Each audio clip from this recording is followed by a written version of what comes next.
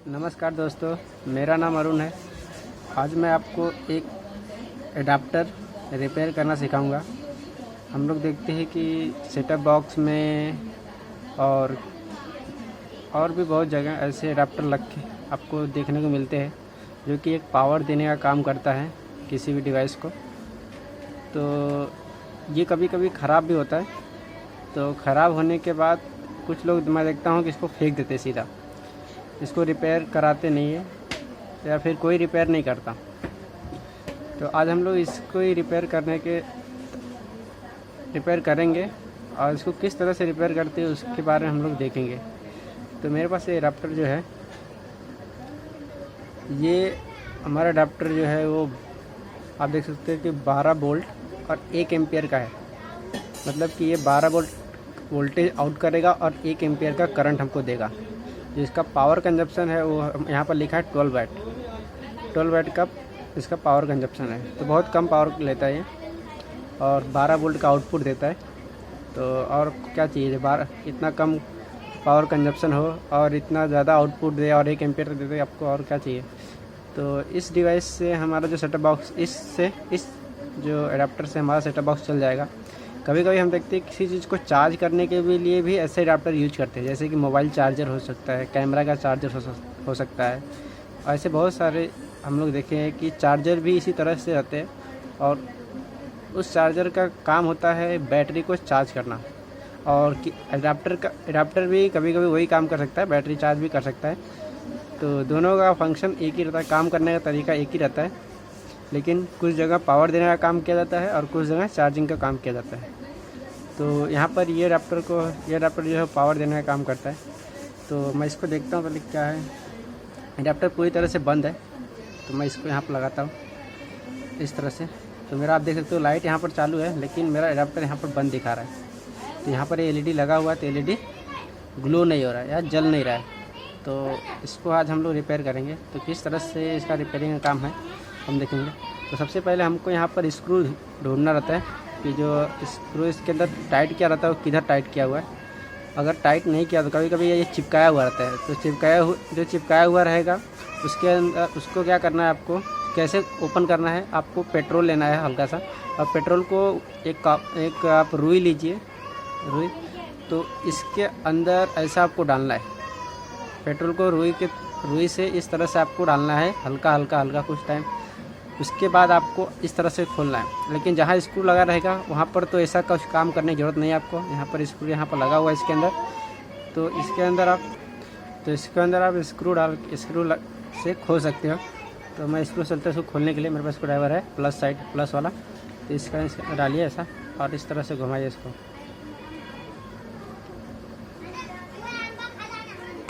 इसे आराम से आपको घुमा के फटाफट खोल लेना है। आपका स्क्रू साइड में निकल गया। अभी इसको आराम से धीरे से ऐसा ओपन करना है।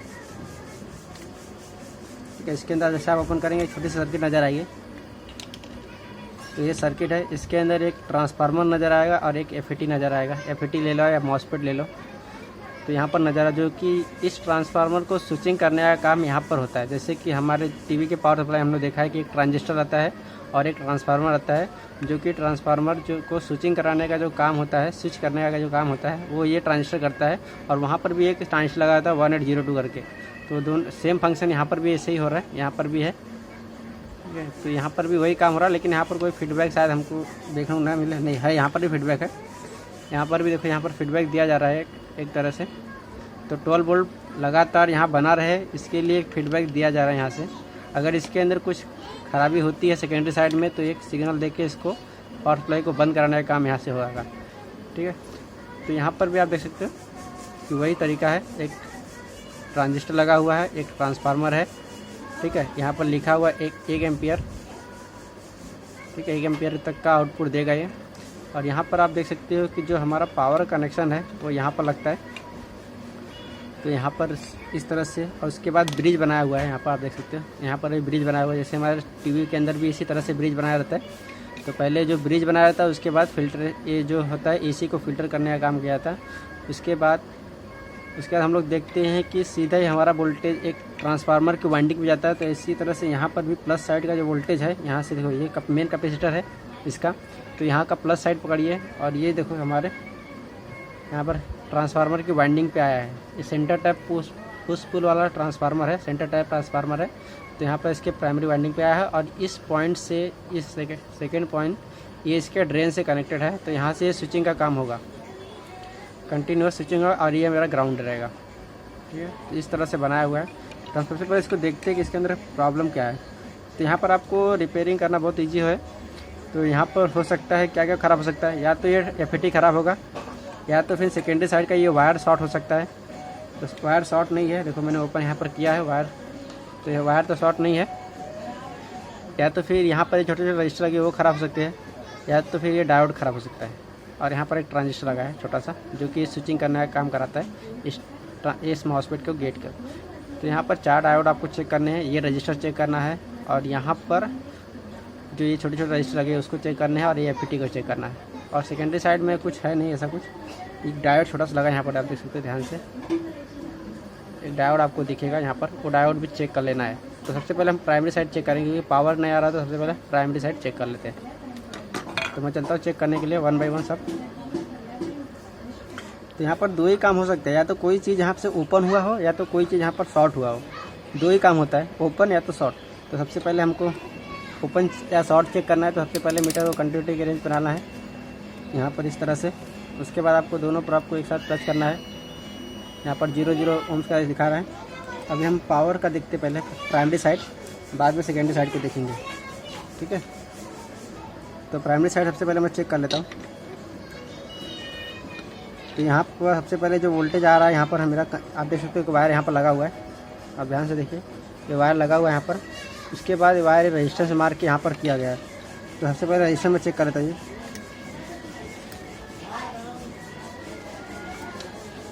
रजिस्टर 1 ohms का रजिस्टर है। तो यहाँ पर रजिस्टेंस कोई वैल्यू मुझे शो नहीं कर रहा है। तो ये रजिस्टेंस यहाँ पर ओपन हुआ है। ठीक है, ये रजिस्टर यहाँ पर ओपन हो गया है। उसके बाद देख लेते हैं शॉर्टिंग और आगे का रजिस्टर किस लिए ओपन हुआ वो भी देखना पड़ेगा। रजिस्टर किस काम के लिए ओपन हुआ है, या कुछ अंदर शॉर्टिंग रहेगा तो ओपन हो सकता है, या तो फिर ज़्यादा करंट आया रहेगा तो ओपन हो सकता है। तो ये रजिस्टर एक फ्यूज के जैसा काम करता है। जैसे हमारा टीवी में फ्यूज होता है, उसी तरह से यहाँ पर भी एक तरह का फ्यूज का काम कराया गया है 1 ohm के रजिस्टर के साथ। ठीक है, 1 ohm के रजिस्टर के साथ एक फ्यूज का काम कराया गया है। तो उसके बाद अभी आपको शॉर्टिंग चेक करना सेकेंडरी साइड में। तो सबसे पहले ये कैपेसिटर जो है यहाँ पर, ये कैपेसिटर पर हमको शॉर्टिंग चेक करना है। अगर ये कैपेसिटर शॉर्ट दिखाएगा तो मतलब कि प्राइमरी साइड में अभी भी शॉर्टिंग बना हुआ है। तो सबसे पहले मैं कैपेसिटर का शॉर्टिंग चेक कर लेता हूँ। यहाँ पर मुझे कोई शॉर्टिंग नहीं दिखा रहा है, आप देख सकते हो यहाँ पर कोई शॉर्टिंग ये शो नहीं कर रहा है। मतलब कि हमारा जो प्राइमरी साइड है अभी ओके है। ठीक है, और सेकेंडरी साइड भी देख लेता हूँ। सेकेंडरी साइड में भी कैपेसिटर है यहाँ पर, इसके ऊपर भी चेक कर लेते हैं तो शॉर्ट है क्या। यहाँ पर भी कुछ शॉर्टिंग नहीं दिखा रहा है। ठीक है, यहाँ पर भी कुछ शॉर्टिंग नहीं है, मतलब कि ये हमारा रजिस्टर यहाँ पर ओपन हुआ है। तो 1 ohms का रजिस्टर से मैं रजिस्टर से निकालता हूँ।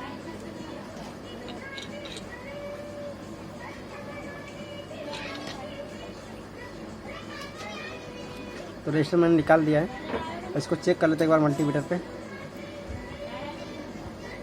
यहाँ पर कोई वैल्यू यहाँ पर ये शो नहीं कर रहा है, मतलब ये रजिस्टर मेरा ओपन हो गया है, ख़राब हो गया है। तो अभी मैं रजिस्टर को रिप्लेस करूँ, या तो फिर ये वायर जो है रेड वाला उठा के यहाँ पर लगा दूँ। तो दोनों यहाँ पर काम हो सकता है। आपको मैं बता देता हूँ क्या करना है। या तो ये वायर जो ये वाला वायर है ये उठा के सीधा यहाँ ज्वाइन कर दो, या फिर यहाँ रजिस्टर डाल दो। दोनों काम आप कर सकते हो, दोनों से चालू हो जाएगा। लेकिन अभी इस बार चालू हो जाएगा, लेकिन नेक्स्ट टाइम अगर कुछ शॉर्टिंग हुआ तो जाहिर सी बात है यहाँ पर होगा।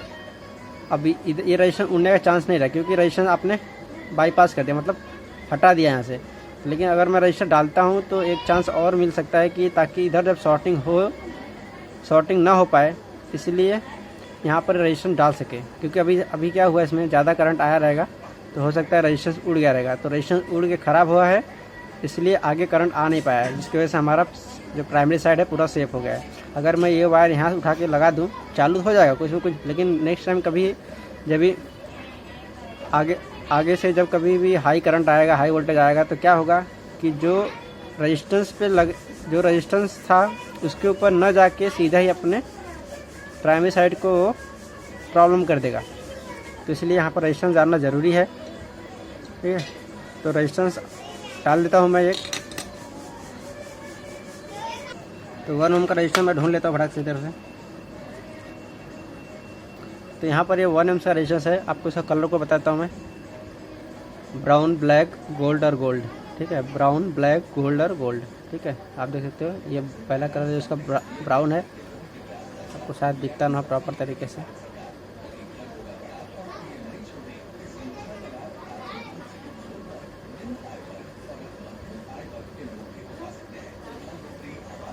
ठीक है, आप देख सकते हो ब्राउन, ब्लैक और गोल्ड।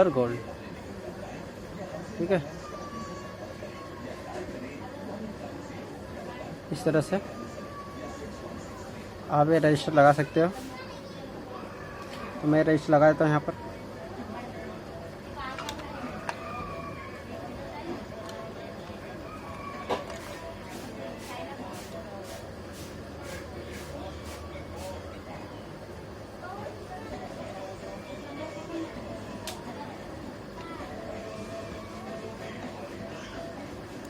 आपको आराम से सब लगाना है, कुछ घाई नहीं करना है इसके अंदर। और आपको लगाने के बाद एक बार चेक करने की ज़रूरत है।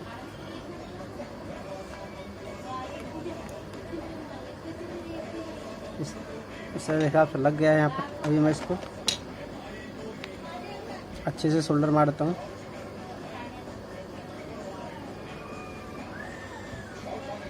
ये सोल्डर हो गया। अब इसको जो बचा हुआ वायर उसको आप कट कर दीजिए, यार इसको तोड़ दीजिए।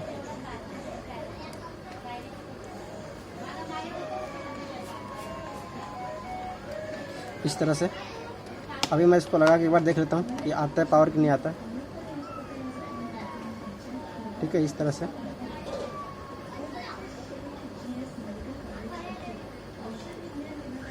आप देख सकते हो लाइट यहाँ पर जलने लगा। यहाँ पर ऐसे तो लाइट जलने लगा, मतलब कि मेरा जो अडाप्टर है वो ऑन हो गया। अब यहाँ का वोल्टेज भी चेक कर लेते हैं हम लोग। इसका वायर यहाँ पर है, तो इसका वोल्टेज हम लोग यहाँ पर चेक कर लेते हैं अभी। तो वोल्टेज चेक करने में मल्टीमीटर को यहाँ पर 12 वोल्ट हमको मिलना चाहिए आउटपुट।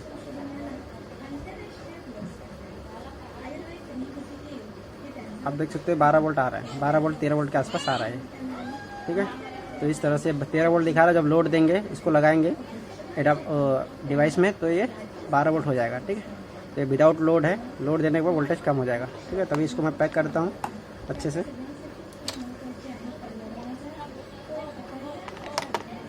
पैक करते समय जैसे आप निकाले थे इसी तरह से आपको पैक करना है। आपको इसमें कोई एक्स्ट्रा काम नहीं, अच्छे से आपको पैक करना है। इस तरह से जैसे आपको निकाले थे उसी तरह से पैक करना है, कुछ इसमें दूसरा कुछ आपको करना नहीं है। इस तरह से जहाँ से बाहर निकाले थे।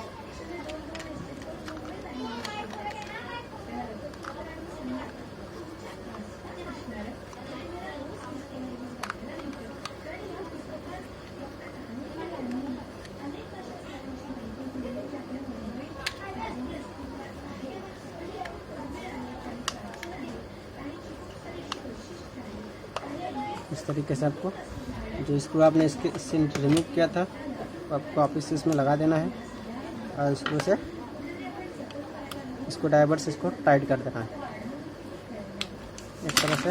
अभी आपको चेक कर लेते हैं हम लोग किस तरह से है। अब वैसे तो लाइट आ गया है। ठीक है, अभी मेरा ये अडाप्टर ऑन हो गया। इस तरह से आप चाहे कौन सा भी अडाप्टर हो, चाहे वो लैपटॉप का अडाप्टर हो, चाहे वो एक मोबाइल चार्जर क्यों ना हो, और चाहे वो इसी तरह से कोई डिवाइस का अडाप्टर हो, जैसे सेटअप बॉक्स का अडाप्टर हो, आप हर अडाप्टर को इसी तरीके से आप रिपेयर कर सकते हैं। तो ये रहा एक सिंपल मेथड आपको बताया, जो कि इसमें ज़्यादा कुछ काम नहीं था। एक रजिस्टर ख़राब था, और भी प्रॉब्लम आते हैं, ऐसे नहीं रजिस्टर ही हमेशा ख़राब हो, और इससे बड़े बड़े प्रॉब्लम आते हैं। तो इस तरह का आप उस प्रॉब्लम को सॉल्व कर सकते हो। अगर आपको ये वीडियो पसंद आया तो आप इस मेरे वीडियो को लाइक करो। अगर आपने अभी तक मेरे चैनल को सब्सक्राइब नहीं किया है तो सब्सक्राइब कर लीजिए। Thank you for watching my video.